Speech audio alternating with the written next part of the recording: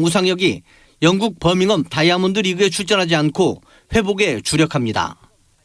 카타르 도하에서 열린 다이아몬드 리그 개막전에서 우승했던 우상혁은 2차 대회를 건너뛰고 귀국해 7월 세계선수권에 집중할 것이라고 육상연맹을 통해 밝혔습니다. TBS 뉴스 김인수입니다. 오늘 밤에는 전국이 대체로 맑겠지만 경기 동부와 강원 영서, 충북, 전북 동부, 영남 내륙에는 소나기가 오는 곳이 있겠습니다. 내일도 중부지방과 전북 경북에는 오후까지 돌풍과 벼락을 동반한 소나기가 내리고 우박이 떨어지는 곳도 있겠습니다. KBS 1라디오 저녁종합뉴스 아나운서 태희경, 남현종이었습니다.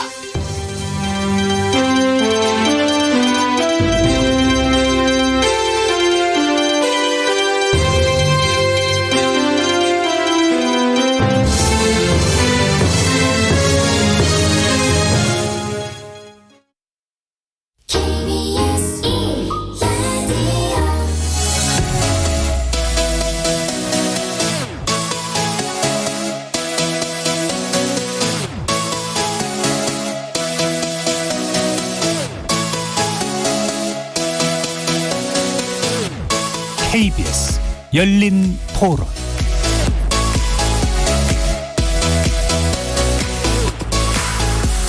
안녕하십니까. KBS 열린 토론 정준희입니다. 의료 체계가 안 돼 있고 백신 이런 게 없기 때문에 국제사회나 우리나라에서 좀 지원해야 될 것 같아요. 인도적 차원은 인도적 차원에서 접근하는 거고 정치나 군사 이런 문제는 다른 쪽에서 접근해서 이중화 전략으로 좀 가야 되지 않나 싶어요. 같은 민족이잖아요. 우려스럽고 걱정스럽고 우리가 좀 도와줘가지고 어떻게 해결할 수 있게 해야 되지 않나요? 지원할 수 있으면 지원하고. 정치적인 이슈로는 저는 잘 모르겠지만 인도적인 차원에서 서로 힘들 때 도왔다는 개념으로 좀 접근을 하면 진짜 받고서는 뒤통수 친 경우가 굉장히 많았었잖아요. 때마다 뭔가를 날리시고 그런 거를 봤을 때 뭐 우리가 다 감안을 하면서 도와줄 이유가 없지 않을까라는 생각이 들어요. 핵실험을 한다는 거는 그냥 겁을 주는 거지 지금 당장 그런 게 포착된 건 아니잖아요. 일단은 지원을 해주는 게 맞다고 생각이 되고 그 백신 관련된 어쨌든 대부분의 사람을 살려야 되는 게 맞는 거고 그 이후에 또 협상을 하면 되지 않을까. 거리에서 만나본 시민들의 목소리 어떻게 들으셨습니까? 북한의 코로나19 확산세가 심상치 않다는 소식 듣고 계실 텐데요. 오늘 발표된 북한의 신규 발열자는 27만여 명. 전날보다 다소 줄었지만 가파른 확산세 자체는 지속되고 있습니다. 북한의 열악한 의료체계와 백신 접종률을 고려할 때 사실상 통제가 불가능한 상황에 놓인 게 아니냐는 추측도 나오고 있죠. 상황이 심각해지자 북한은 혈맹으로 불리는 중국에 도움을 요청하고 있는데요. 우리 정부도 의약품 등 코로나19 관련 지원 의사를 밝히고 있지만 북한에서는 이렇다 할 답을 하지 않고 있는 상황입니다. 이런 가운데 북한의 도발 수위는 계속 높아져서 최근에는 제7차 핵실험 가능성까지 나오는 상황입니다. 한미 정상회담에서는 북한 관련 의제가 우선순위에 올라와 있기는 한데 북한의 핵실험 가능성에 더해서 변수로 등장한 북한의 코로나 위기 상황, 과연 한반도 정세에 어떤 영향을 미치게 될까요? 한미 정상회담을 목전에 두고 급변하고 있는 한반도 상황, 과연 앞으로 어떻게 전개될지, 우리 정부는 어떤 자세를 취해야 할지 관련 전문가 세 분과 함께 논의해보는 시간 갖도록 하겠습니다. KBS 열린 토론은 여러분이 주인공입니다. 문자로 참여하실 분은 샵9730으로 의견 남겨주십시오. 단문은 50원, 장문은 100원의 정보 용료가 붙습니다. KBS 모바일 콩 그리고 유튜브를 통해서 무료로 참여하실 수 있고요. 모바일 콩을 통해서는 보이는 라디오로도 만나실 수 있습니다. 시민 논객 여러분의 뜨거운 참여 기다리겠습니다. KBS 열린 토론 지금부터 출발합니다. 살아있습니다. 토론이 살아있습니다. 살아있는 토론, KBS 열린 토론. 토론은 라디오가 진짜입니다. 진짜 토론, KBS 열린 토론.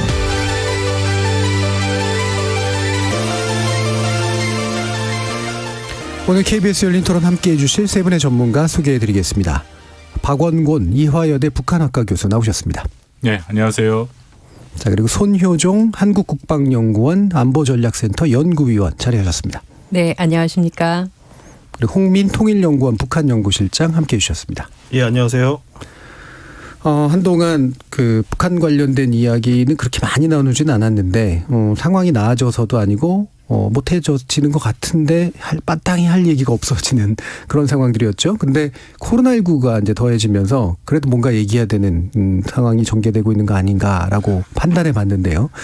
일단은 이제 저 정권 교체 이후에 남북 관계에 대한 전망도 되게 중요해서 일단 한반도 현재 상황에 대한 세 분의 진단을 한번 간단히 들어보고 시작하겠습니다. 박원근 교수님께 먼저 부탁드리죠. 예, 일단 북한을 말씀하신 것처럼 상당히 공세적으로 나왔죠. 올 초부터 16번의 미사일을 쐈고 그러기 때문에 북한이 보여준 그들의 목표는 핵 보유국, 완전한 핵 보유국이라는 일종의 절대 목표를 향해 계속 질주 중이었죠. 그래서 더 이상 북한 비핵화라는 말 자체를 꺼낼 수 없을 정도의 수준으로 핵을 고도하겠다 해갖고 우리한테 그 굉장히 다양한 이게 뭐 전역, 전구로 구분할 수도 있고 전술핵, 전략핵으로 구분할 수도 있는 그런 핵을 보여줬는데요. 기본적으로 이 코로나 상황이 발생하지 않았다면 북한은 계속해서 그들이 뭐 수차례 밝힌 것처럼 자신들이 갖고 있는 국방 발전 계획에 따라 자위권 차원에서 핵을 개발하겠다라고 계속해서 아마 진행했을 가능성이 있는데 예기치 않은 코로나가 지금 발생을 한 거죠. 그래서 일단은 한반도 긴장과 관련된 북한의 도발이 계속 지속이 될 것이냐 그게 일단 우리 입장에서는 굉장히 중요한 거고요. 물론 거기에 더불어서 북한의 코로나 문제를 어떻게 협력해서 해결할 것인가가 이제 두 가지 핵심이라고 생각이 되는데 뭐 좀 더 깊이 얘기를 하겠습니다만 일단 5월 12일 날 코로나 반응을 발표했는데 그날 오후에 저녁이죠. 단거리 탄도 미사일을 3발을 발사를 했습니다. 이거를 좀 하나의 단절적 사건으로 여기서 머물고 일단은 코로나 상황에 집중을 할 것인지 아니면 뭐 이번 주말에 있는 한미 정상회담을 즈음해서 다시금 도발을 할 건지 그게 아마 북한의 도발에 대한 코로나와 관계돼서 어떻게 갈 건지를 우리가 판단할 수 있는 시금석이 되지 않을까 그렇게 생각은 됩니다. 예. 이 두 가지 상황을 이후에 이제 그 한미 정상회담과 연계시켜가지고 아마 파악해야 될 여러 가지 일들이 또 앞으로 남은 거라고 보고 계시는 것 같은데요. 손윤정 위원께서는 또 어떤 판단하고 계신가요? 네, 박원근 교수님 좋은 말씀 주셨는데요. 저는 덧붙여서 지금 상황은 전통적 안보 위협 그리고 또 비전통 안보 위협이 공존하는 굉장히 복합적인 안보 상황이라고 생각합니다. 자연재해하고 더불어서 팬데믹 발생은 뭐 시기를 우리가 선택할 수도 없고 또 피할 수도 없는 종류의 위기인데요.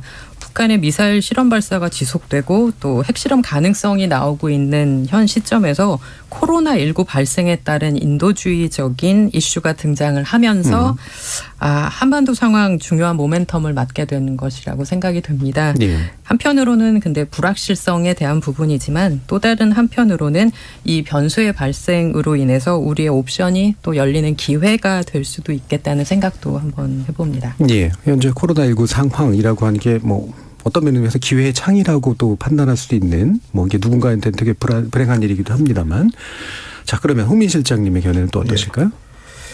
예, 이게 이제 보면은 이게 다소 이제 불투명하다라고 이제 이렇게 보통 전망들을 하는데 저는 약간 이제 이 코로나 변수가 발생하기 전까지의 상황을 보면은 기본적으로 전략적으로 한국, 미국, 북한이 취하고 있는 행보는 예상 가능한 것들이에요. 다.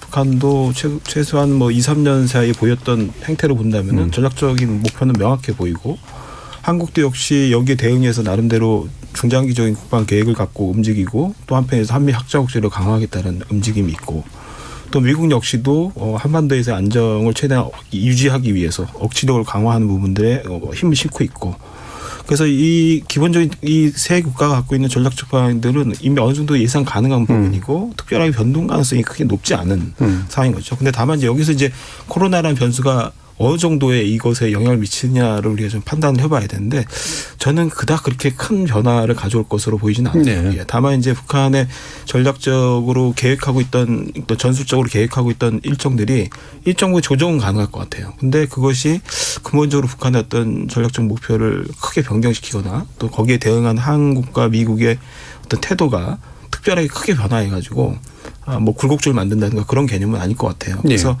물론 이제 코로나가 단기적으로 지금 한반도에서 어떤 정책을 펼치는 데 있어서 일종의 긴 냉각기를 더 만들어내느냐 아니면 좀 더 짧게 냉각기를 하고 뭐 나름대로의 국면 전환을 가져올 수 있냐. 이 정도의 어떤 단기적인 변화 가능성은 좀 있는데 큰 흐름에서 본다면은 어떻든 북한이 전략 핵무기를 그러니까 전술 핵무기, 전략 핵무기를 개발하는 행보를 어떤 방식으로 동결시키고 멈추게 하느냐.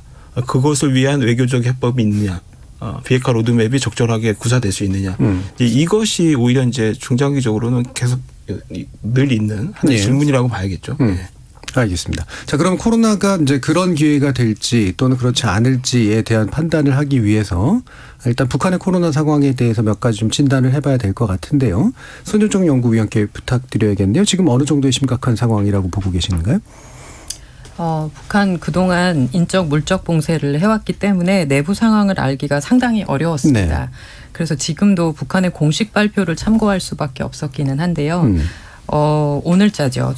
조선중앙통신 보도에서 어제까지 148만 명이 넘는 총 확진 발열자가 발생했고 또 66만여 명이 여전히 치료를 받아야 하는 상황이고 또 사망자는 56명으로 알려졌습니다. 상승세가 조금 빠른 것으로 보입니다. 근데 대유행이 이제 시작일 수도 있기 때문에 통제가 가능하다, 불가능하다를 판단하기는 좀 어려울 수도 있겠지만 가능성 차원에서 두 가지 측면을 볼 수 있을 것 같아요. 네. 하나는 오미크론의 성격 그리고 북한 주민들의 건강 여건을 고려할 때 확산 속도가 빨라서 통제가 어렵게 될 잠재적 가능성이 있습니다. 또 다른 한편으로는 북한이 이걸 계기로 해서 코로나 장기화로 내부 기강이 좀 다소 해이해진 부분이 있을 거고 그런데 다시 그 내부 통제 단속을 더욱 강화하면서 상황을 통제하려고 할 가능성도 있습니다. 뭐 최근까지는 아직은 봉쇄 지역과 해당 지역에 제한되어서 통제가 가능하다. 예. 또 지역별 봉쇄를 강조하고 있기 때문에 그런 것 같습니다. 하지만 만약 보건의료 시스템 취약성 또 만성적인 영양 부족 또 북한이 유엔에 제출했던 자발적 국가검토 보고서가 있었죠. 거기서 공개된 것처럼 뭐 식수 문제, 위생과 같이 열악한 생활환경 여건이 중첩이 된다면 좀 피해가 커질 우려가 있는 것으로 생각이 됩니다. 상당히 심각해질 수 있는 어떤 조건들을 사실 북한 사회가 좀 안고 있어서 이게 아무리 오미크론 변이에 의한 것이라고 하더라도 여러 가지 좀 들여다봐야 될 것들이 많을 것 같은데 아무래도 이제 북한의 이제 그 발표에 의존할 수밖에 없는 상태이니까 저는 발열자라고 얘기하는 것도 약간 좀 재미나더라고요. 발열이 없는 확진자도 혹시 있지 않을까, 뭐 검사 방식이 어떻길래 이렇게 이제 얘기하고 있는 걸까. 그리고 실제로 확진의 사례에 비해서 보면 사망자 수가 많은 것 같진 않은데 이게 이제 정확한 데이터일까에 대한 또 의구심도 일부는 좀 존재를 하고 그동안의 관리 상황이 어땠을까. 지금 상황이 심각해지는 결국 그냥 오미크론 하나 때문인가 어떻게 보세요? 쉽게 얘기하자면 그 조치의 신속성은 상당히 빨랐어요. 예. 2020년 1월에 우한에서 이제 발생한 것이 전 세계적으로 문제가 되면서 북한이 굉장히 빠르게 1월 28일이죠. 전국적으로 봉쇄령을 내리면서 사실상 비상 방역 체계로 들어가요. 그리고 또 법까지 제정을 해서 그해 8월이죠. 2020년 8월에 비상 방역법도 제정을 합니다. 그래서 단계 등급을 나눠놓고 신속하게 그 등급에 따라 조치를 취할 수 있게 해놨는데 이런 뭐 제도적인 보완이라든가 신속한 이런 통제, 도시봉쇄, 지역봉쇄, 전체 국경봉쇄 형식으로 이루어지는데 이런 물리적 봉쇄 중심으로 갔어요. 그러다 보니까 북한 내에 일반적으로 가져야 되는 검진 체계, 백신 체제, 그다음에 치료 체제라는 것이 시스템적으로 이렇게 갖춰지는 그런 구도가 아니었어요. 그러다 보니까 물리적인 봉쇄를 하고 예를 들면 그 당시에는 표현이 북한이 의진자라고 했어요. 소위 이제 의심 증상자가 있는 사람들, 이런 사람들은 그 격리 시설을 만들어 놓고 거기다 일단 격리를 시키는 걸로 아주 위주로 진행을 했죠. 그러다 보니까 의학적으로 면역을 만들어낼 수 있는 어떤 체제, 그걸 방어할 수 있는 체제를 의학적으로 하는 데는 거의 조치를 취하지 않은 거죠. 그러니까 어떻든 물리적으로 소독하거나 뭐 격리시키는 중심으로 간 거죠. 그러다 보니까 뭐 빠르게 그런 봉쇄 조치를 취했기 때문에 그나마 외부로 들어오는 게 유입돼 막았고 또 우리가 이제 잘 알고 있는 사건을 보자면 2020년 7월에 개성 월북자에 대한 일종의 그 개성시를 완전히 봉쇄를 하고 전국적으로 뭐 마치 의학적 비상계엄령을 내리듯이 완전히 차단을 한 적이 있거든요. 그리고 또 우리 서해 어업지도원 사건도 있었죠. 뭐 시신을 뭐 불에 태울 정도로 굉장히 현장에서는 아주 강하게 매뉴얼대로 움직인 거거든요. 그러니까 그 정도로 민감하게 봉쇄를 했기 때문에 지금까지 일정하게 우리가 치명적이라고 얘기했던 초기의 코로나의 노출은 상당 부분 적거나 또 있었어도 일정 부분은 어느 정도 방어할 만한 또는 그걸 크게 부각시키지 않아도 될 만큼의 어느 정도 상황 관리는 했었던 것으로 보여요. 그렇다고 없다고 얘기하기는 좀 어려울 것 같고. 근데 다만 이제 이번에 같은 경우에는 지나치게 너무 많은 확진자, 그러니까 의심 증상자들이 나온 건데 우리가 이제 앞서 이제 우리 소현정 박사님이 잘 설명해 주셨지만 약간 우리가 용어에 대해서 좀 생각해야 되는 게 이게 이제 그 유혈자라는 게 이제 우리는 얘기하면 이제 발열 증상자군요. 발열 증상자. 근데 아시다시피 이제 오미크론도 그렇고 뭐 초기에 코로나도 그렇고 이 소위 이제 발열 증상이라든가 이게 없는 사람도 있어요.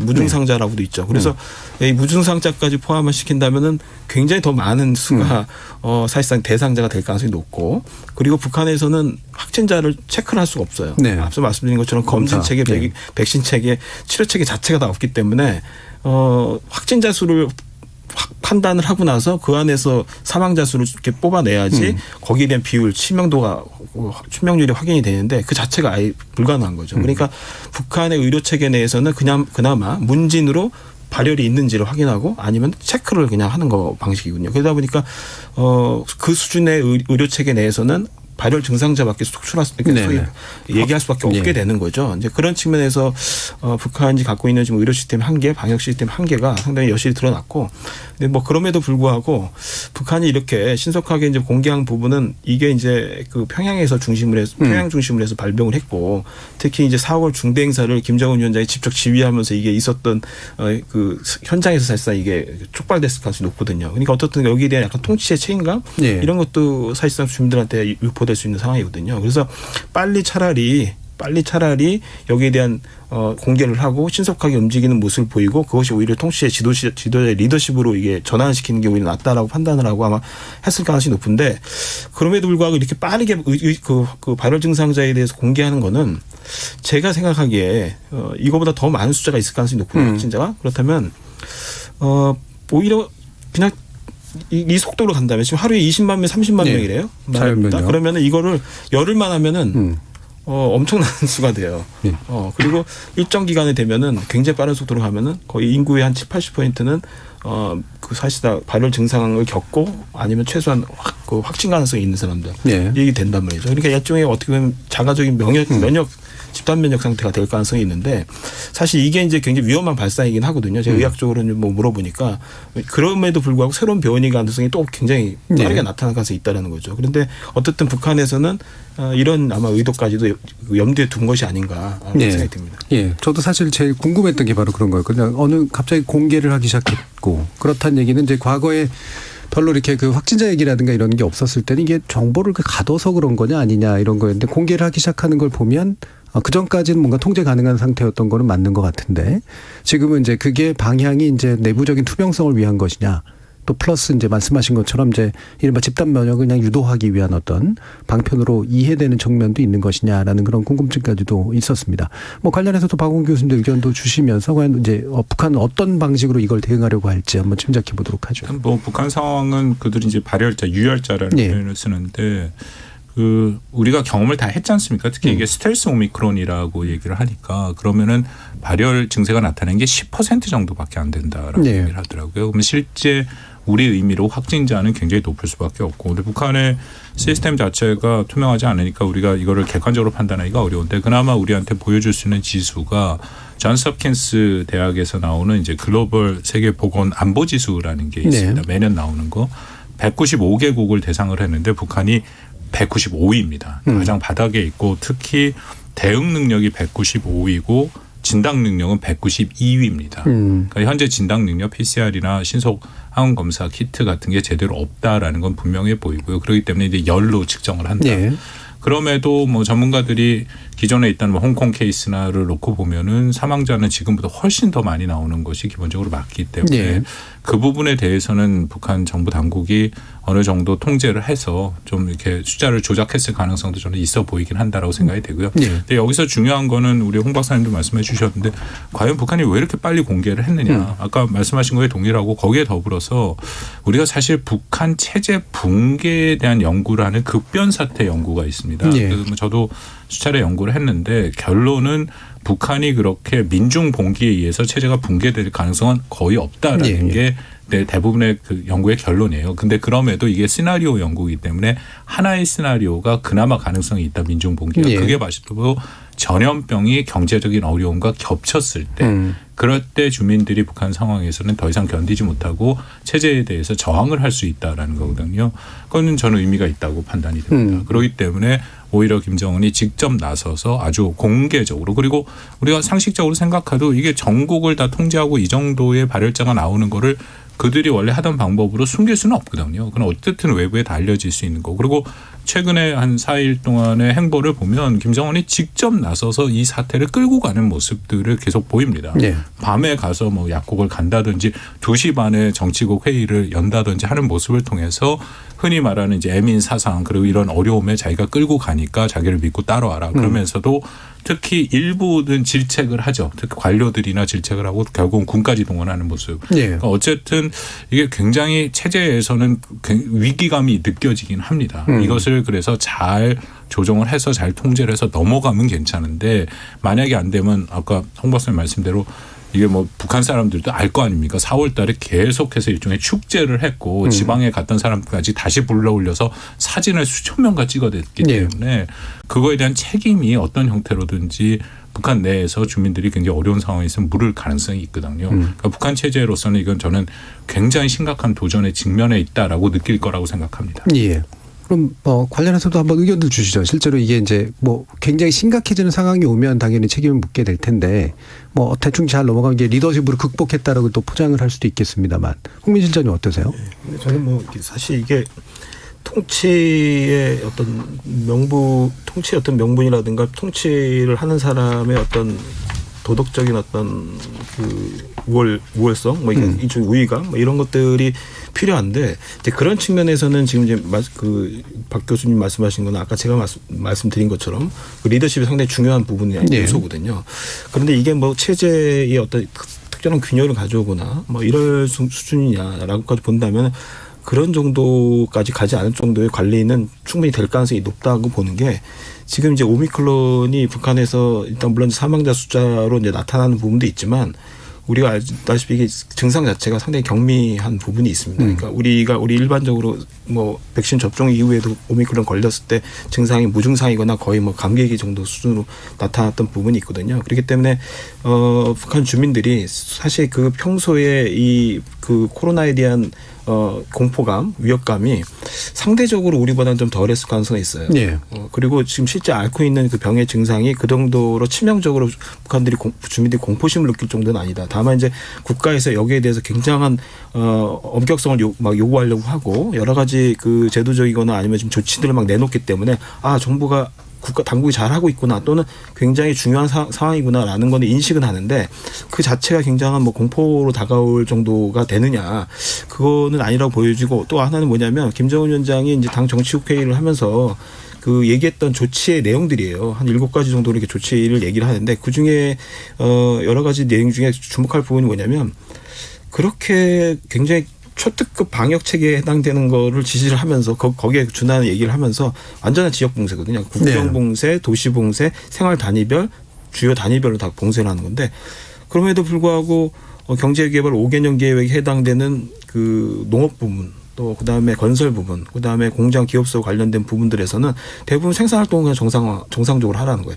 그 안에서의 방역 지침은 유지하되 그냥 정상적으로 하라는 거예요. 그러니까 우리가 보기엔 굉장히 상충되는 좀 약간 요소가 있거든요. 그러니까 뭐 중국 같은 경우에는 아주 굉장히 감시 체계를 잘 동원해서 완전한 그 봉쇄를 하잖아요. 근데 거기에는 나름대로 소위 얘기하는 감시 체계가 굉장히 고도화된 그런 부분들이 같이 동반되는 거거든요. 근데 북한은 그 체제가 없는 상태에서 물리적인 격퇴를 한다고 했는데 사실상 그게 불가능한 거예요. 뭔가 이래야 되고. 일을 해야 되고 목표를 달성해야 되는 부분이 있고 또 하나는 뭐냐면 그 본가뭄이 지금 저희도 굉장히 심각한 상황이거든요. 근데 북한 같은 경우 본가뭄 때문에 굉장히 지금 고민을 많이 하고 있었거든요. 그리고 지금 모내기철이에요. 요 때를 놓치면은 1년 농사를 완전히 네. 마치는 상황입니다. 그렇기 때문에 김정은 위원장도 거기 얘기를 하거든요. 영농 부분에 대해서는 그냥 계속 하라고 얘기를 하고 있고, 그 다음에 이제 화성지구에 지금 1만 세대 건설하는 것도 계속 하라고 얘기하고, 그러니까 목표한 거는 하라는 거예요. 완수하라는 거 반드시.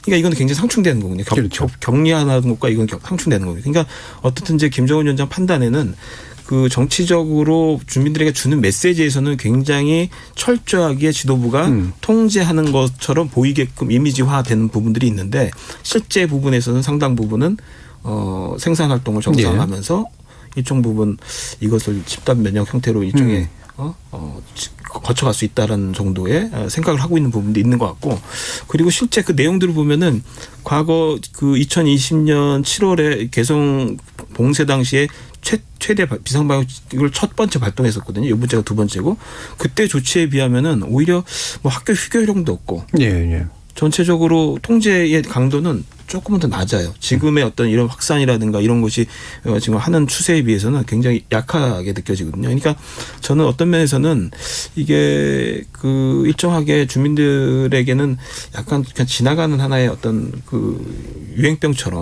약간 인식될 가능성도 있다라는 좀 생각이 듭니다. 저도 홍 박사님이 그 예상한 것처럼 되기를 정말 바라긴 하는데, 그렇지 않을 가능성도 지금 보이거든요. 일단은 이 스텔스 오미크론이라는 게 우리는 위드 코로나로 가게 된 이 모든 과정에서 가장 중요한 것은 백신 접종이 됐다라는 거죠. 그래서 백신 접종을 하면 오미크론 자체의 전파를 막지 못하지만 중증화율, 사망률을 낮춘다라는 것. 근데 북한은 백신이 접종이 전혀 안 된 상태이기 때문에 중환자가 그 사망자가 숫자가 늘어날 수 있다라는 게 하나의 걱정이고, 두 번째는 북한은 어쨌든 이 식량 부족을 겪고 있기 때문에 면역 체계가 굉장히 낮을 수밖에 없는 상황이죠. 여러 가지 상황에서 위생 체계라든지 영양 상태라든지 그런 면에서 그 걱정이 되는 거고요. 또 하나는 어쨌든 일부 지역을 봉쇄하고 격폐를 하고 있는데, 우리가 상해에서도 벗긴 했습니다만 상해 같은 세계적인 도시에서의 봉쇄가 59일, 60일을 넘어가면서 식량 부족 사태가 나타나는 그런 상황인데, 북한이 과연 일정 지역을 봉쇄를 해서 그 식량이나 필요한 최소 한도의 그런 필요한 것들이 제대로 공급이 될 수 있을 것이냐.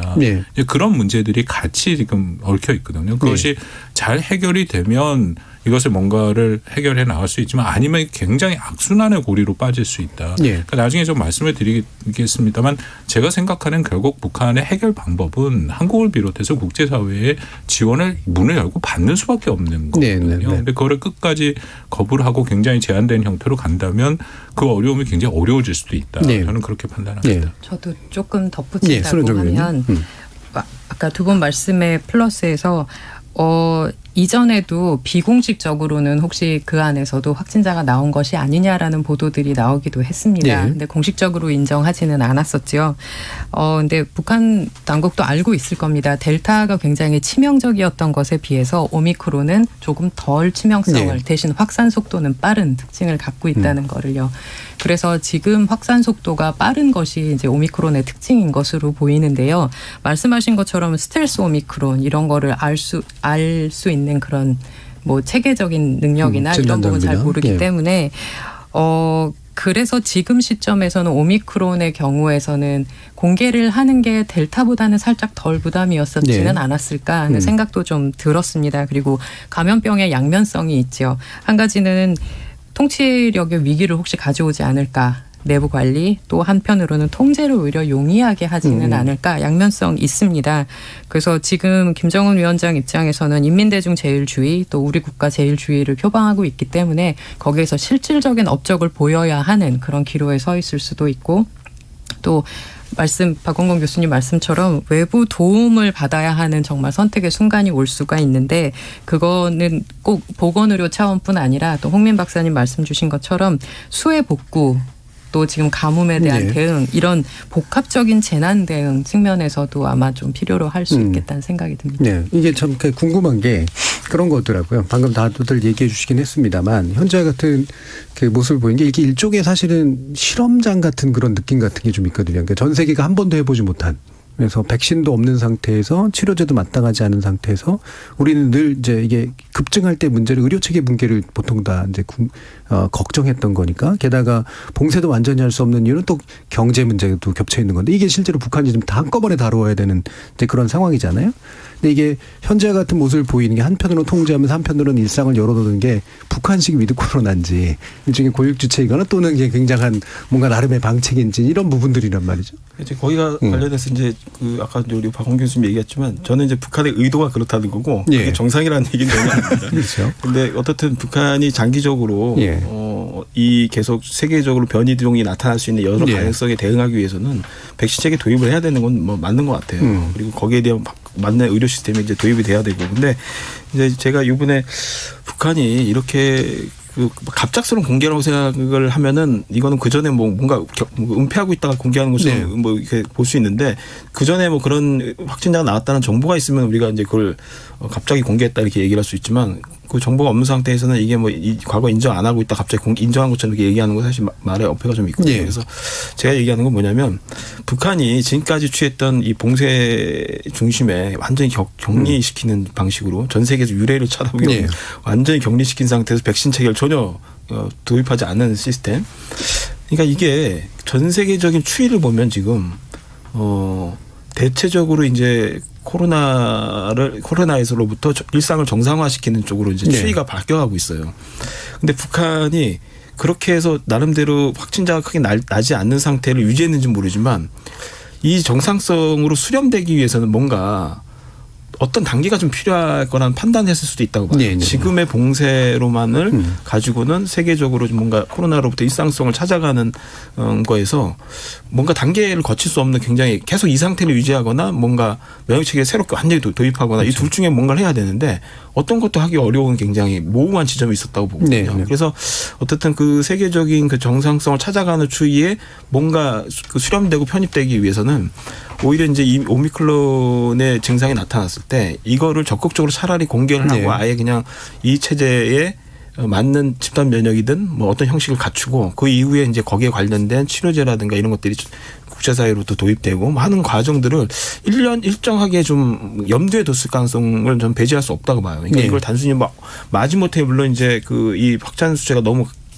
빨리 나타나니까 이제 그 위협감 때문에 이제 공개한 부분도 있겠지만 저는 전반적으로 한 4일 동안의 고민이 있었다고 보거든요. 그러니까 5월 2일까지는 대규모로 사진을 같이 찍으면서까지 있었다는 거는 사실상 4월 말부터 발열자가 나왔는데 5월 2일까지 김정은 위원장이 수천 명을 상대로 해서 사진을 찍으면서 그것도 노마스크 상태로 있었단 말이에요. 그리고 나서 5월 4일 날 전국에 외출 금지령을 내리고서 바이럴 체크 조사를 한단 말이에요. 그럼 3일하고 4일 요 사이에 그 굉장히 심각성을 지도부가 인식을 하고 조사를 하라고 이제 지시를 낸 거거든요. 그럼 결과적으로 5월 3일부터 10일 정치국회의까지 1차적인 바이럴 조사를 전국적으로 한 다음에 그게 8일 날 결론이 나오거든요. 이거 오미크론이다. 라고 해서 8일부터 10일까지 4일 동안에 그럼 뭘 했냐는 건데 아마 지도부가 상당히 고민했을 거예요. 이걸 어떻게 대응을 하고 어떤 방식으로 정치적으로 이걸 대응해야 되는지는 고민했다면은 그 과정에서 저는 아까 얘기했던 것처럼 전 세계가 지금 가고 있는 그 소위 코로나를 일상성을 좀 회복하는 쪽으로 가는 쪽에 어떻든 수렴하는 뭔가의 과정을 갖출 수밖에 없다. 뭐 이런 방식의 접근하지 않았나라는 생각도 듭니다. 제가 이제 아까 북한식 위드 코로나라고 말한 게 사실 그런 측면이긴 한데. 저도 아까 뭐 좀 우려가 되는데요. 그렇게 했으면은 정말 또 좋겠다는 생각이 드는데 이게 아까 말씀하신 위드 코로나를 만하고 있는 국가가 사실 중국. 거의 뭐 비슷한 형태죠. 왜냐하면 중국이 제로 코로나라는 정책을 계속 유지를 하고 있는데 거기에도 백신을 맞긴 맞습니다만 우리가 다 아는 시노팸이나 시노백이라는 게 백신의 효과가 없다라는 거 거의 그런 상황이기 때문에 어떻게 보면 중국과 북한이 굉장히 유사한 부분이 있다. 그리고 1차적으로 나오면 무조건 봉쇄를 한다라는 그런 형태로 제로 코로나로 가고 있다라는 건데요. 제가 걱정이 중국도 사실은 위드 코로나로 가야 되죠. 세계 경제를 생각해도 그렇게 가야 되는데 그렇게 못 가는 이유가 뭐냐면은 이거는 시진핑 체제라는 특성이 있다는 거죠. 그러니까 시진핑이 본인이 이걸 얘기를 했고 제로 코로나가 잘 된 것이다라고 얘기를 했고 지난번에도 회의에서 그걸 아주 공개적으로 거기에 비판적으로 얘기하는 사람들을 엄단하겠다라고 얘기를 했기 때문에 그 권위주의 체제에서는 가장 높은 지도자가 얘기한 게 결국 법이 돼버리는 형태. 예. 근데 저도 비슷하게 김정은도 같은 입장이 지금 있다라는 거죠. 왜냐하면 2년 반 28개월 동안 본인의 방역 정책이 잘 됐다라고 계속 얘기를 한 상황이었는데 네.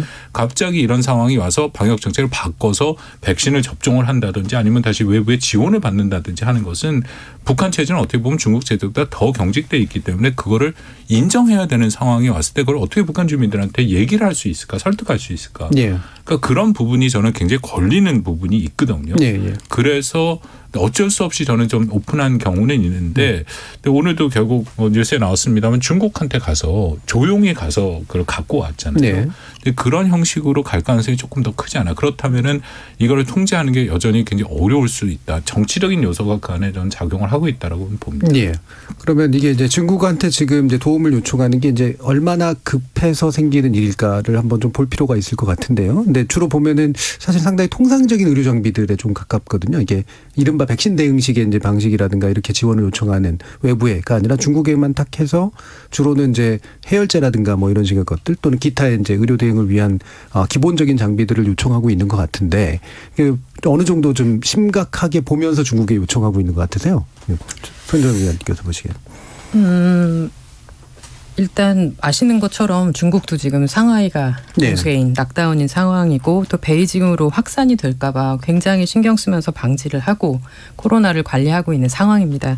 그렇지만 북한이 사실 현재로서 도움을 청할 수 있는 곳이 중국이고 또 올 초부터 중국하고 무역도 재개를 했었죠. 물론 그 때문에 뭐 유입이 됐을 가능성도 있습니다만 그래서 현재로서는 중국의 도움을 받고자 하고 급할수록 아마 그런 분위기가 더 경향이 강해질 텐데 근데 걱정이 되는 부분은 중국의 도움을 받더라도 북한 내 확산세를 막기에 부족할 수 있을 겁니다. 그래서 결국 대응 능력 향상의 속도보다 확산의 속도 그리고 중증화의 속도가 더 빠르다면 북한이 국제사회의 도움을 요청할 수밖에 없게 되지 않을까 생각합니다. 그거는 우리 이전 감염병 사례를 참고를 할 수 있는데 신종플루 때 사례가 그러했지요. 북한 내부의 신종플루 상황 공식화되면서 북한은 WHO로부터 200만 명 분량 백신을 공급받은 적이 있습니다. 또 2018년에 신종플루가 재유행했었던 때에도 북한이 사망자를 발표한 적이 있었죠.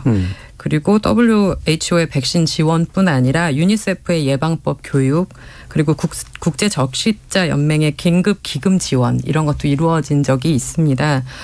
그리고 그때 한국의 이명박 정부도 뭐 북한의 치료제나 백신, 손소독제 등을 지원을 하기도 했었고요. 그래서 결국에는 중국도 지금 힘든 상황 그리고 북한도 점점 힘든 상황에 몰리게 되는 경우가 된다면 국제사회 근데 아마 코백스를 통한 국제사회의 타진을 먼저 할 것으로 보이고요. 그래서 뭐 사실 미국이나 한국의 지원을 당장 수용하는 쪽으로 갈 것 같지는 않지만 아마 상황 변화를 보면서 어떻게 하는 게 내부를 안정시키면서 위기를 극복할 수 있는지 굉장히 고심을 할 것으로 생각합니다. 그러면 이제 지금 판단해봐야 게 중국 이외의 국가들에게도 언젠가는 도움을 요청할까? 그다음에 한국의 도움은 언제쯤 받아들이려고 할까? 사실 요 단계인 것 같아요. 홍민선 실장님 어떠세요? 그러니까 이제 앞서 이제 우리 손 박사님께서 얘기하신 거에 좀 부연하면서 이제 그 얘기를 드리자면은 이게 지금 상황에서 북한이 백신을 원할지에 대한 당장의 필요성에 대한 문제를 봐야 되는데 약간 그 보건의료적인 측면에서 본다면 북한은 아마 당장은 필요하지 않을 가능성이 높다고 봐요. 그러니까 뭐냐면 지금 오히려 팍스로이드 같이 이제 치료제, 해열제 거기에 이제 격리기간에 필요한 일상적인 어떤 의료용품 이게 이제 훨씬 더 중요하다고 보고 사실 이제 중국이 이제 거기에 대한 1차적인 어떤 그 숨통을 틔워줄 거라고 보여주거든요. 근데 그것이 이제 장기적으로 과연 안정적으로 공급되느냐의 문제가 있어요. 그래서 이 부분에 대해서는 아마 이제 국제기구에다가 요청을 하고 아마 공식적으로 거기에 대한 아마 배분을 받는 방식으로 갈 텐데 그 백신 체계는 이제 그 이후의 문제로 좀 봐야 될 것 같아요. 그런데 이 백신의 문제는 북한의 통치하고 굉장히 밀접하게 연관이 돼 있거든요. 그래서 우리 초기에 우리 백신 공급과 관련해서 언제 어느 시기에 누가 먼저 받느냐를 가지고 굉장히 많은 얘기를 했잖아요. 또 동일한 방식입니다. 북한 지금 주민이 2,500만에서 6,600만 정도 된단 말이죠, 인구가.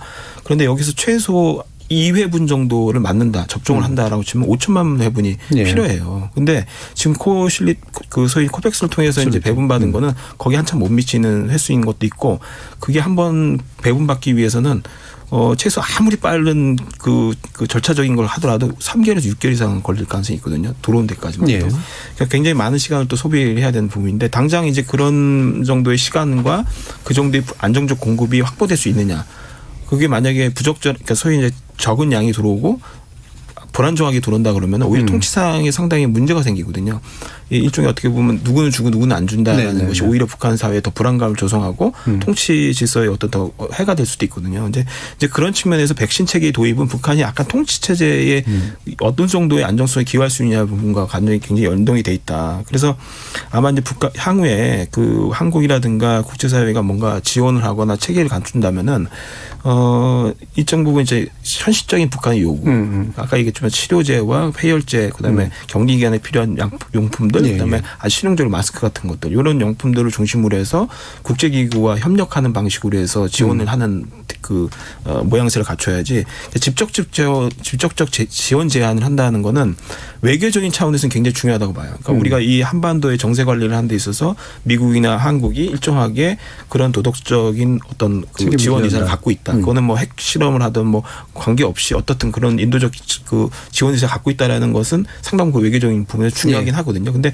실질적인 측면에서는 그런 좀 더 실용적인 북한의 수용 가능한 부분들로 적극적으로 접근하는 것이 훨씬 낫다는 생각이 듭니다. 일단은 백신이 아닌 이제 치료제 위주의 접근법을 쓸 것 같고, 그렇다면 그게 우회해서 이제 필요한 부분을 지원해 주는 형식으로 아마 접점이 생길 수도 있겠다. 어떻게 보세요?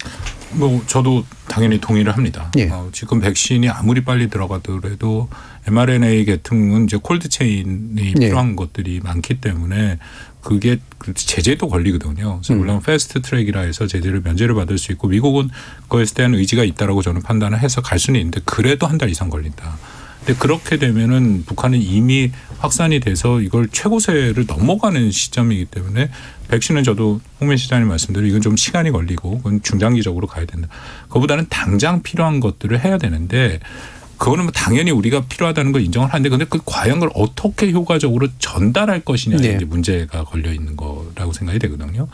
뭐 보셨겠지만 어저께 윤석열 대통령이 뭐 인도주의적인 지원을 하겠다라고 분명히 얘기를 했고, 근데 북한이 계속해서 거기에 대해서 응답이 없고, 저는 북한이 응답을 할 가능성이 처음부터 크지 않았다고 생각합니다. 이건 우리가 북한 체제에 대한 좀 특성을 이해를 해야 되는데요. 북한이 그런 식으로 지원을 받을 때 공개적으로 얘기를 하면서 이거를 그러니까 북한이 이것을 이 대화를 수용을 해야 그다음에 논의가 진행된다 얘기를 하는 것은 좀 표현이 그럴지 모르겠습니다. 북한한테는 우리한테 이거는 의미가 없다라는 제안으로 받아들일 수밖에 없어요. 북한의 체제가 그 일반적이지 않은 건 분명합니다. 그리고 사실상 물리적인 협의도 지금 굉장히 어려운 상황이죠. 코로나19가 다 있기 때문에. 그리고 북한을 보면 지원을 받을 때 비공개적으로 지원을 받습니다. 제가 틀릴 수도 있지만 외교부가, 그러니까 중국 외교부가 오늘 가서 비행기가 갖고 왔지 않습니까? 근데 중국 외교부가 그걸 공식적으로 자신들이 뭘 지원했다라는 걸 발표 안 할 가능성이 굉장히 높아요. 그러니까 중국이 어저께 외교부에서 얘기를 한 걸 보면은 자신들은 북한을 지원할 그럴 만한 의지만 있다라고 얘기하고 그다음에 아무 얘기도 없이 북한이 가져가는 거를 그냥 봅니다. 이게 어쩔 수 없이 북한의 체제를 이해하고 우리가 인도주의적인 차원에서 지원을 한다면 가장 효과적인 방법으로 그런 방법을 써야 되는 게 맞고요. 만약에 우리가 직접 지원을 그나마 한다면, 근데 그거보다는 훨씬 더 효과적인 방법은 코엑스를 활용을 하거나 WHO를 활용하거나, 그들이 가장 노하우를 갖고 있고, 또 국제사회 인도주의적인 지원에서 가장 중요한 것은 최소한도의 모니터링이 돼야 되거든요. 근데 북한의 고민은 또 거기에 있는 거죠. 모니터링 그 요원들이 들어가야 되는데 지금 이런 상황에서 모니터링 요원이 들어갈 수가 없다라는 것도 있는데, 그나마 북한에 대해서 많은 지원을 해봤던 그런 기구들은 거기에 대해서 많은 노하우가 있고 또 실질적으로 갖고 있고, 그러니까 우리가 간접 지원을 사실은 심각하게 고민을 해야 되는데, 다행히 오늘 국회에서 보니까 김성환 안보실장이나 권영세 통일부 장관이 다 그 얘기를 하더라고요. 간접 지원의 가능성도 열고 NGO에 대해서 그 지원도 그 가능성을 검토하겠다. 그럼 뭐 저는 바른 방향이라고 생각합니다. 알겠습니다. 자, 그래서 1부에서는 이렇게 이제 코로나19 상황, 북한에서 벌어지고 있는 것들의 좀 전후 맥락 같은 것들을 좀 짚어봤고요. 이어지는 2부에서 현재 도발의 위험에 관련된 이야기, 어떻게 이걸 풀어갈까에 관련된 이야기 한번 또 들어보도록 하겠습니다. 지금까지 청취자 문자 준비되어 있어서요. 정의진 문자 캐스터 불러보겠습니다. 네, 지금까지 청취자 여러분이 보내주신 문자들 소개합니다. 3594님, 잘해줘도 뒤통수 칠 때가 많아 도와주고 싶지 않은 건 사실입니다.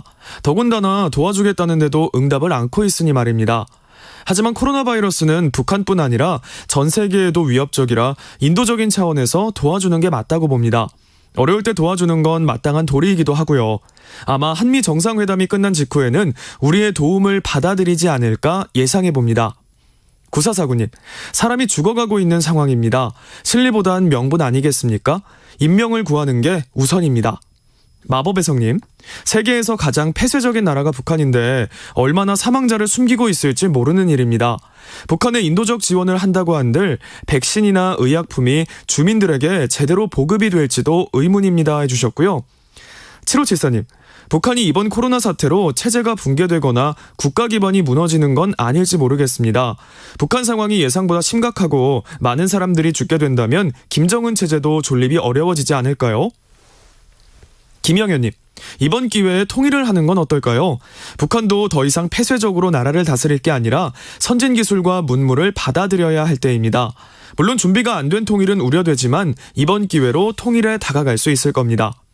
이창성님, 코로나로 북한 인구가 줄어든다면 한반도의 군사적 위협이 더 커지지는 않을까요? 북한의 코로나 위기는 한반도 위기와도 연결된 문제 같습니다 라고 보내주셨네요. 네, KBS 열린 토론, 이 시간은 영상으로도 생중계하고 있습니다. 유튜브에 들어가셔서 KBS 1라디오 또는 KBS 열린 토론을 검색하시면 지금 바로 토론하는 모습 보실 수 있습니다. 방송을 듣고 계신 여러분이 시민 논객입니다. 계속해서 청취자 여러분들의 날카로운 시선과 의견 보내주세요. 지금까지 문자캐스터 정의진이었습니다. 토론이 세상을 바꿀 수는 없습니다. 하지만 토론 없이 바꿀 수 있는 세상은 어디에도 없습니다.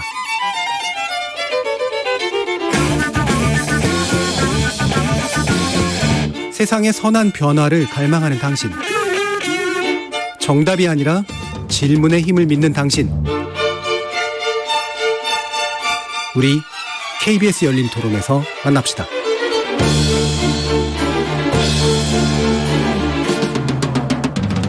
KBS 열린 토론, 북한의 코로나19 상황 그리고 한반도 정세에 대해서 얘기 나누고 있는데요.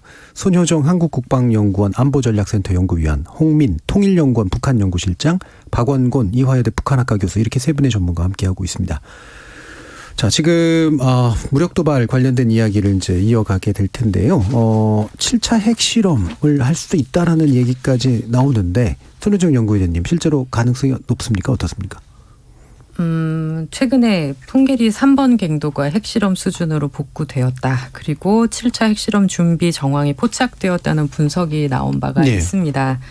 근데 핵은 굉장히 정치적이고 심리적인 무기이기도 해서 사실 징후 자체만으로도 우리의 위협 인식은 고조될 수가 있죠. 또 북한에서는 핵을 만능의 보검이라고 해서 대외적인 위험 메시지를 전하는 동시에 또 내부적으로는 주민들의 충성심을 고취한다거나 내부 결속을 공고화하기 위한 용도로 활용하기도 합니다.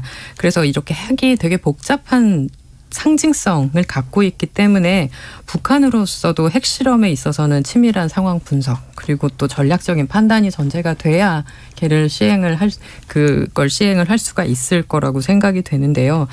때문에 최근에 요 정황이 포착이 되기도 했고 또 우리 중요한 또 정치적 이벤트가 있을 전후에 수행할 가능성도 있다고 보기는 했지만 코로나 상황이 터졌습니다. 예.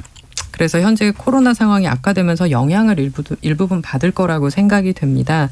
현재로서는 당장 내부적 안정을 위한 감염병 차단 그리고 대응이 좀 더 시급할 거라고는 일단 생각이 됩니다. 그래서 왜 방역 대책을 점검하고 또 수정을 해야 할 거고 이러한 그 상황을 또 주민들에게 설명하고 내부적인 안정을 도모할 필요성도 있고 또 지금 군을 말씀하신 것처럼 인민군을 투입해서 뭐 의약품을 수송하고 공급한다 할 정도로 내부 안정에 이제 중점을 좀 두고 있는 상황이라 일시적인 긴장 완화가 있을 수는 있을 것 같아요. 또 한미 정상회담을 앞두고 있기 때문에 핵실험이 한미 정상회담에 어떤 영향을 줄지 또 그리고 그 영향으로 인해서 어떤 또 부정적인 결과 같은 게 북한에 또 미칠지에 대한 불확실성이 있기 때문에 고민을 하고 있을 겁니다. 하지만 근본적인 방향성이 바뀌는 것은 아닐 수 있겠다고 생각이 들어요. 예, 예. 앞서 두 분 말씀 주신 것처럼 코로나19 상황 발표를 했는데도 단거리 미사일 발표를 한 것이나 아니면은 북한이 왜 무력 시위를 하는 동시에 인도적인 어려움을 노출시키는 일종의 강온 이런 투트랙 방향의 그 전술을 좀 활용을 해왔던 것을 보면 정치 군사적으로는 압박 카드를 지속하고 또 경제 사회적으로는 인도적 지원을 추구하는 또 약간 그래서 시간을 조금 벌게 되는 예. 그런 것일 수도 있겠다 생각이 듭니다. 예. 자, 그러면 지금 이 핵실험을 할 거냐 말 거냐 예상도 이제 중요하긴 하지만 이게 이제 아까 홍민 실장님 말씀은 이제 어쨌든 각 세 나라가 자신의 트랙으로 움직이고 있었던 상황이고 그게 코로나19 변수로 대화의 가능성을 약간 높이든 낮추든 이제 시간 폭에 좀 주로 문제다라고 일단 보셨는데 그러면 이게 코로나19 또한 그러니까 이 핵실험이나 이런 과정에도 일정한 어떤 시간 프레임을 좀 넓히는 좀 지연시키는 그런 의미가 좀 있을 거라고 생각하시나요? 그러니까 우리가 이제 그거를 약간 소위 이제 생각해 볼 수 있는 힌트가 있는데 그 5월 4일, 5월 7일, 5월 12일 세 차례에 걸쳐서 이제 ICBM, SLBM, 그다음에 KN-25 그러니까 수대형 방사포죠. 이렇게 세 차례 발사를 했는데 이 세 가지 공통점이 있어요. 뭘까요, 이게? 다 종류가 다르긴 하죠, 무기가. 예. 네. 공통점이 있는데 북한이 공개를 안 했어요. 보통 그 다음날 재원을 공개하는데 재원을 공개를 안 했어요. 근데 한미 당국에 의해서 대략 어떤 종류의 무기 발사인지는 네. 추정이 가능하게 이제 나왔지만 북한 실제 발표를 안 했는데 과거 이제 그러니까 저희 이제 화성 17형이죠. 화성 17형을 쐈다고 얘기했는데 사실 이제 화성 15형을 가지고 조작했을 가능성이 있다라고 이제 제기했을 때 그 당시에는 약간 이제 한두 차례 기술적으로 미흡하니까 발표를 안 한 적이 있는데 이번에는 날아간 다 각도나 이런 여러 가지가 정상적으로 날아갔다라고 보여져요. 근데 이걸 왜 공개 안 했냐는 거예요. 아까 제가 말씀드렸지만 시간 테이블 말씀드렸지만 코로나 확진의 시간 테이블 보면 5월 4일부터 외출 금지령 내리면서 심각성을 인식하고 내부적으로 막 빠르게 움직일 때였거든요. 그러니까 내부 상황을 신경 쓴 거예요. 어떻든 이게 최대 비상방역 체계 방역 위기 상황 최대 위기 상황이라고 막 자신들이 규정을 하고 있는데 미사일을 내부적으로 또 막 쏘는 걸 마치 잔치 벌리듯이 공개하거나 선전한다라는 것이 분위기 안 어울린다는 거죠. 그럼 결국은 뭐냐면 그럼에도 불구하고 쏘긴 쏴야 된다. 그 대외적 메시지에는 명확하게 변함이 없다라는 걸 보여줘야 되고 또 전략무기 실험에 필요한 부분이라면 그거는 일정을 지연시키지 않겠다라는 의지를 보여준 거거든요. 그래서 향후에 미사일 관련된 발사는 공개는 안 하더라도 최소한 대외적 메시지를 계속 유지하고 일정 부분 한미가 북핵 공조에 대해서 어떤 방식으로 취할지에 대한 일종의 견제의 어떤 행동으로 계속 유지될 거라고 봐요. 그리고 어떻든 자신 내부의 전략무기 개발 계획에 따라서 양산체계, 그러니까 개발을 하고 양산체계까지 가는 일련의 과정들을 나름대로 좀 지금 계획을 하고 있을 가능성이 있기 때문에 거기에 맞는 일종의 속도감을 계속 유지하려고 할 거라고 좀 보여집니다. 다만 핵실험은 제가 좀 다르다고 보는 이유가 지금 방금 얘기해드린 것처럼 빅 이벤트거든요. 과거 1차부터 6차 그 실험했을 때도 그거는 일종의 ICBM 선거하고는 좀 개념이 좀 달라요. 그러니까 내외적으로 갖는 핵과 관련된 일종의 뭔가 단계적 도약을 굉장히 빅 이벤트로 선전하는 하나의 큰 효과를 갖는 그런 그 이벤트인데 이거는 뭔가 공개를 해야 되는 거거든요. 사실상 내부적으로도 이게 이런 만큼의 도약이 있었다라고 얘기를 해야 되는데 지금 최대 비상방역 체계 내에서 이렇게까지 확진자와 사망자 숫자가 나오고 있는데 핵실험을 했다고 공개를 한다? 굉장히 어려운 일이거든요. 그리고 이제 앞서 우리 손 박사님께서 얘기하셨지만 한미 정상회담에서 뭔가 뭘 논의할지도 모르고 어떻게 북핵 공조가 나올지도 모르고 거기에서 이제 대북 메시지가 향후에 새 정부를 통해서 또 어떻게 나올지도 모르는데 자신의 운신의 폭을 핵실험으로 통해서 확 먼저 줄여놓고 시작한다. 그건 저는 약간은 그 시간적인 타이밍상으로는 적절치 않은 거죠. 그래서 그 준비 자체는 상당히 어느 정도 갖춰졌는지 모르지만 정치적으로 판단하는 시기적 조절은 조금 더 뒤에 할 가능성이 있다. 근데 그 기술적 필요성은 어느 정도 있다라는 것이 전문가들이 대부분 공통적인 이야기고 탄두의 소형화를 위한 어떤 기술적인 실험 반드시 필요한 부분이기 때문에 그래서 그 시기에 대한 조정을 하겠지만 코로나 시기에 지금 미사일 발사에 대한 공개도 안 하는 저는 북한의 행태로 봤을 때는 내부도 신경을 쓰고 있다. 내부에 핵실험을 하는 것이 지금 적절한 타이밍이 아니라는 걸 신경 쓰고 있다. 그래서 적절하게 저는 영향을 미칠 것이다. 라고 보여집니다. 그러니까 애초에 이제 무기 고도화 계획 자체, 그다음에 대외 메시지를 주기적으로 보여주는 측면은 있지만 핵실험은 그러기엔 너무 큰 카드다. 이렇게 이제 보셨는데요. 어떠세요, 박원순 교수님? 뭐 저도 코로나가 북한이 갖고 있는 그 계획에 당연히 영향을 줄 거라고 생각을 하는데요. 1차적인 시금석이 되는 것은 지난번 5월 10일 날 쏜 거, 그 KN-25 초대형 방사포죠. 그날 그 코로나가 확실히 퍼졌다라는 걸 발표했는데 저녁에 쐈는데 그 다음에 이번 주말에 있는 한미 정상회담, 만약에 북한이 연속해서 미사일 도발을 한다면 지금이 굉장히 좋은 타이밍이긴 하죠. 북한이 나름대로 계획이 있지만 그 효과를 극대화하는 것은 그런 날을 잘 선택해서 하는 부분이 있기 때문에 만약에 계속해서 이 미국과 한국을 압박을 한다라는 그런 측면에서 간다면 한미 정상회담이 굉장히 좋은 시기다. 그건 좀 고의 전 시금석이라고 판단이 되거든요. 그래서 뭐 단거리가 됐던 중거리가 됐던 미사일을 쏜다면 이거는 정말 코로나랑 별개로 자신들이 갖고 있는 계획에 따라서 계속 가겠다라는 의지를 밝힌 것이고, 근데 만약에 그 시기를 좀 넘어서 당분간은 좀 그 발사를 자제를 한다면 7차 핵실험까지 포함해서 이건 코로나 상황에 영향을 줄 것이다라고 판단을 할 수 있는데요. 더불어서 저는 조금 더 계속 제가 좀 그 시나리오 측면에서 좀 안 좋은 걸 계속 말씀을 드리는 거라고 생각이 되는데요. 만약에 정말 코로나가 저는 계속 너무 중요한 북한의 상황에 영향을 준다.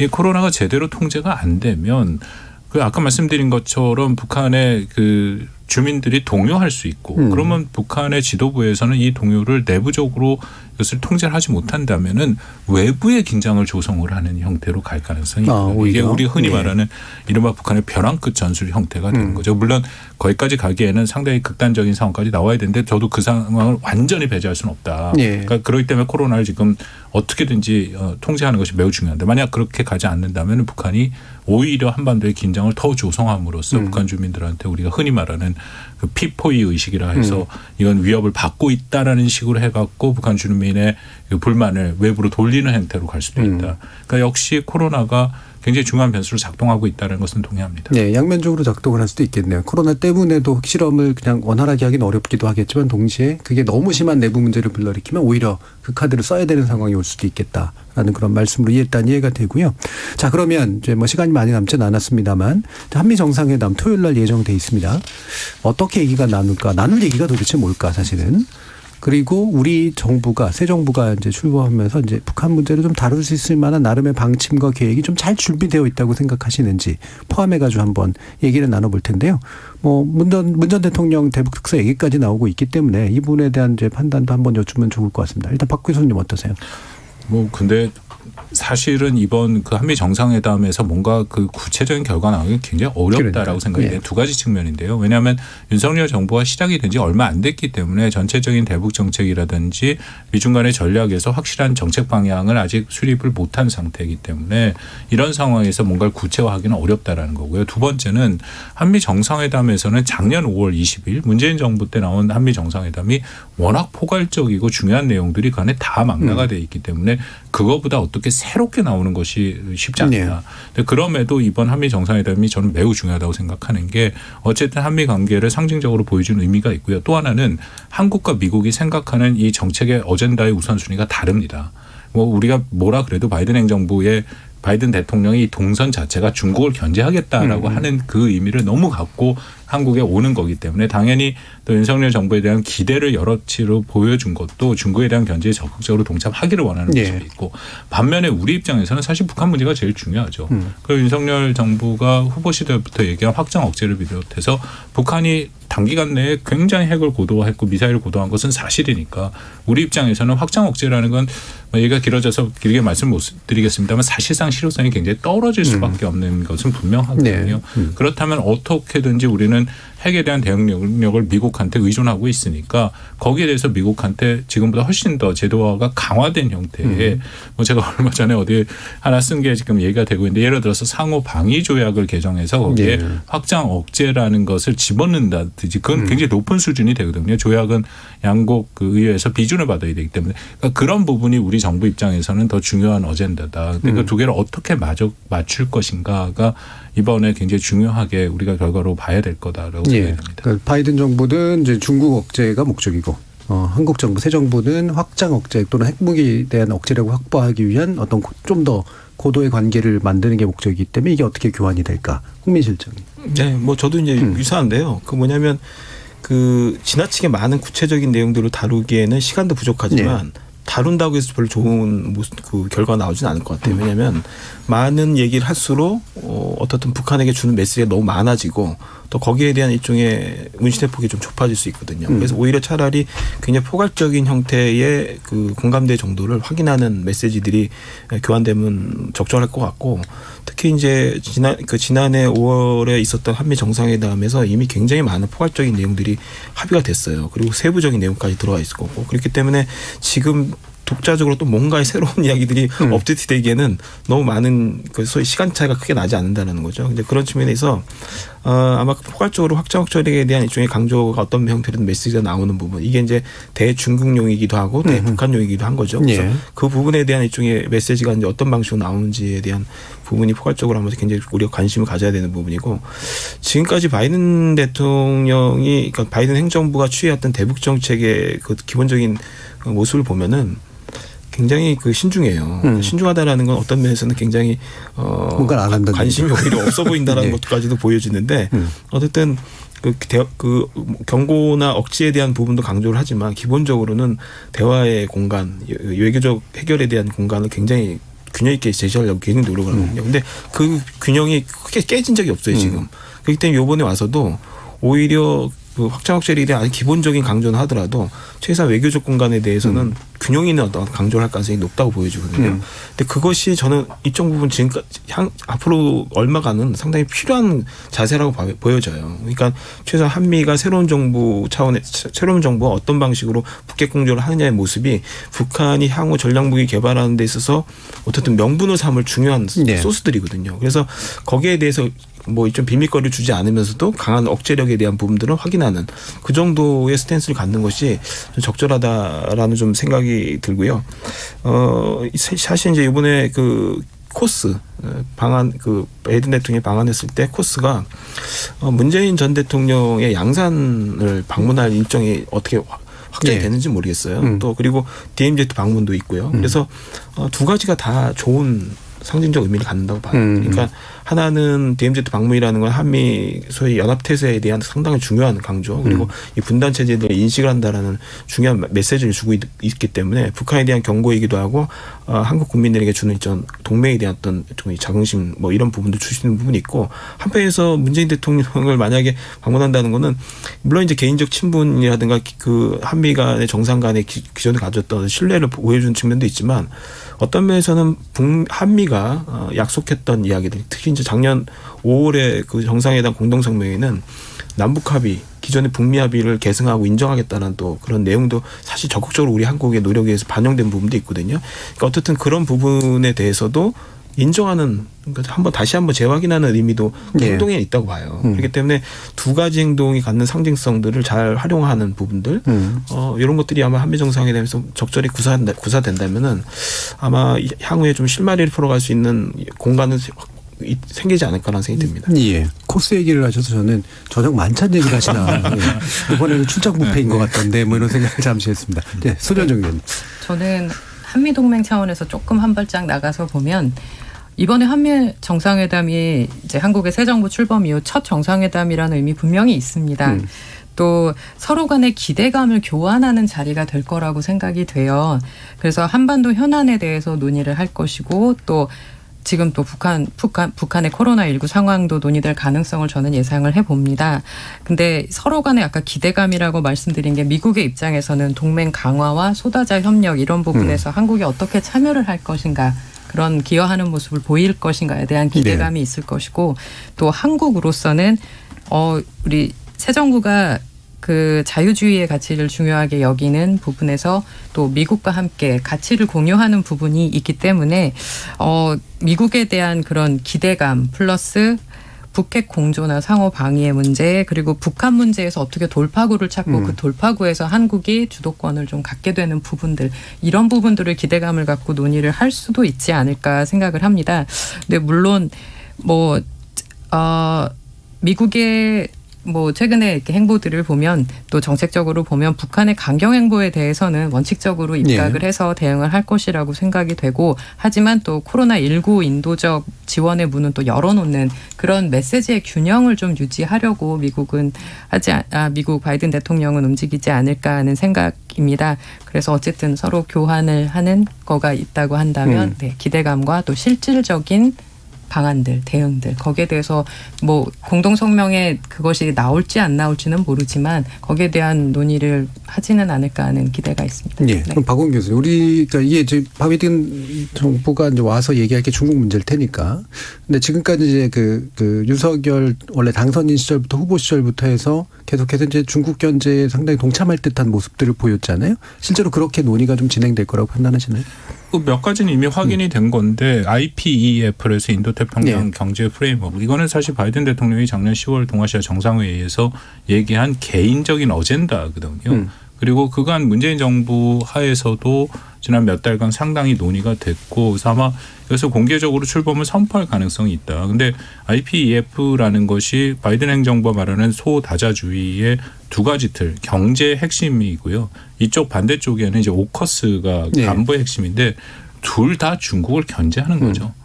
그런 면에서 우리가 거기에 참여를 하는 것은 중국 견제에 대해서 실질적인 협의체에 들어간다라는 그런 모습으로 분명히 비춰질 가능성은 높다고 생각을 합니다. 알겠습니다. 자, 그럼 이제 마무리 발언할 시간이 거의 다 됐는데 이 부분에 대한 중국 견제에 대한 또 견해도 괜찮으시고요. 북한 문제 같은 것들을 해결하기 새 정부가 어떤 점에 역점을 둬야 된다고 판단하시는지 한 1분 남짓 정도로 한번 말씀을 들어보죠. 홍민 실장님.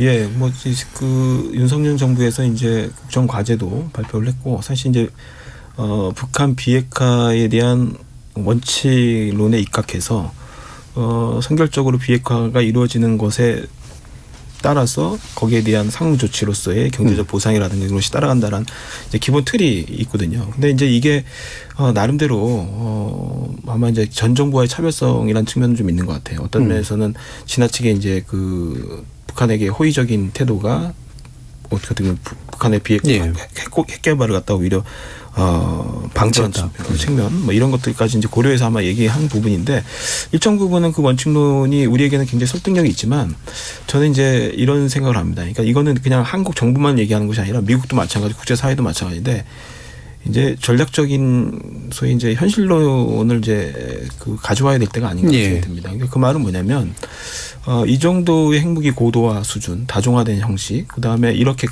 굉장히 개발의 의지가 굉장히 강한 국가, 그리고 실제 이제 이것이 과연 과거처럼 비핵화라는 프레임을 가지고 단기간에 또는 일정한 담판을 가지고 그리고 선결적으로 북한이 먼저 행동한다는 전제 조건으로 과연 그게 실행이 될 수 있는지에 대한 이제 아주 현실적인 우리 얘기를 가지고 그러니까 그거는 비핵화에 대한 원칙을 버리자는 얘기가 아니라 비핵화에 접근하는 방식 그리고 그 접근하는 것들이 어떤 방식으로 실행하고 이행할 수 있느냐에 대한 현실론인데 이제 그것에 대한 일종의 우리는 좀 고민을 해야 된다. 그래서 지금 이제 다는 안 그러지만 미국의 이제 보수적인 그 농객 또는 싱크탱크조차도 이제는 핵군 축 프레임을 좀 더 적극적으로 도입을 해야 된다. 그 말은 뭐냐면 비핵화 원칙을 유지하고 그걸 궁극적으로 목표로 삼을 때 거기에 대한 일정한 현실론들은 이제 적용시켜야 된다. 얘기를 하고 있거든요. 근데 오히려 그런 적용 자체가 북한이 불편해하는 얘기예요, 사실. 핵군축이라는 자체는 굉장히 까다로운 그 절차들을 요구하거든요. 그리고 엄청난 방대한 어떤 거기 협정문을 요구하고. 그래서 북한이 과연 수용할지에도 의문도 있지만 지금과 같은 비핵화 접근 방식이 갖는 한계에 대해서는 좀 더 이제 현실화된 접근이 필요하다고 보여지고 아마 현 정부도 손 의원님. 네, 일단 두 가지로 나눠서 한미동맹 차원과 대북 관련해서 나눠서 보면 한미동맹에 각각 양자의 축, 다자의 축이 있다고 하면 양자적으로는 한미동맹 강화, 군사력 있겠지요. 예. 근데 또 다자적으로는 미국과의 협력화, 또 한국의 외교적인 다자관계, 그리고 한국의 외교적 지평을 넓혀간다는 의미도 있을 겁니다. 홍민 실장님 말씀처럼 그렇게 발전하는 것들을 또 북한의 위협 인식으로 느낄 수도 있겠지만 적어도 우리가 뭐 인도적 지원에 대해서는 당연히 우호적으로, 그러나 북한의 또 군사적인 무력 시위 등에 대해서는 경계를 늦출 수가 없는 네. 상황이기 때문에 거기에 대해서는 일관성 있는 메시지를 줘서 적어도 오판을 방지해야 된다는 그런 관리를 해야 된다는 또 우리가 예. 네, 책임감이 있지 않습니까? 그래서 그 부분에 대해서도 또 어떻게 협력을 할 수 있을지 논의를 할 것 같고요. 또 대북 문제에서 특히 코로나19 상황에 맞춰보면 인도적 지원 문제에 당연히 인도적으로 접근할 필요가 있습니다. 예. 또 감염병 문제는 접경을 마주하고 있는 접경 지역이기 때문에 그건 공동의 이익에 관련한 부분도 있습니다. 그래서 간접적으로는 우리에게도 필요한 부분이고 또 우크라이나 사태가 또 촉발하는 그런 취약 국가들의 예. 문제들, 그런 문제들을 봤을 때에도 접근은 분명 필요한 것 같습니다. 예. 거기까지도 들어야 예. 될 것 같고요. 예. 시간이 많이 남지 않아서 한 30초 정도 돼야 될 것 같은데요. 이번 정상회담에서 딱 하나만 저희가 말씀을 드린다면 바이든 행정부가 대북 정책에 대해서 적극성이 전혀 없습니다. 네. 제가 표현이 거칠지 모르겠지만 전략적 인내를 넘어서 전략적 방치거든요. 이건 반드시 강압적인 정책을 하라는 것은 아니고 강압적 정책이 됐던 외교가 됐던 지금같이 현 상태를 유지해 간다면 결국은 우리는 북한의 별의 순간을 따는 것을 보게 될 겁니다. 네. 그렇기 때문에 적극적으로 윤석열 정부가 바이든 행정부를 추동해서 비핵화에 대한 명확한 목표를 달성하는 그 길로 분명하게 다시 들어서게 해야 되는 것이 저는 매우 중요하다고 생각합니다. 예. 마지막이라서 시간이 좀 아쉽게 남다. 사실 견해 차이들이 일부 드러날 수 있는 그런 부분이었는데 여기까지만 들어야 될 것 같습니다. 자, KBS 열린 토론 오늘 순서 이것으로 모두 마무리하겠습니다. 오늘 토론 함께해 주신 홍민 실장님, 박원근 교수님, 그리고 손여정 연구위원님 세 분 모두 수고하셨습니다. 감사합니다. 감사합니다. 지금까지 KBS 열린 토론 정준이었습니다.